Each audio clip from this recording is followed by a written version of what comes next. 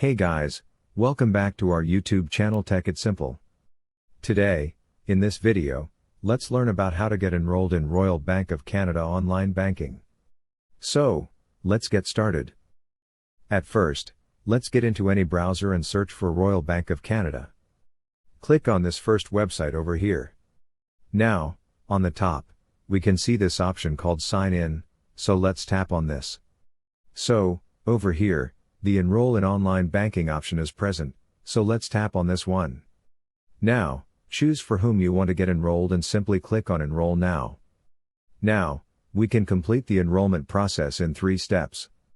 If you have a Royal Bank client card or credit card, simply click on Yes, and if not, simply click on No. Now, enter your transit number, your account number, enter your name. Once the verification of our details is done, we get a code in our email or phone number we have used in our banking. After this, we need to set our new password, and afterward, the enrollment process in Royal Bank of Canada will finally be completed. So, that is all we can do to get enrolled in Royal Bank of Canada online banking. I hope you liked the video. Please do like and subscribe. Thanks for watching.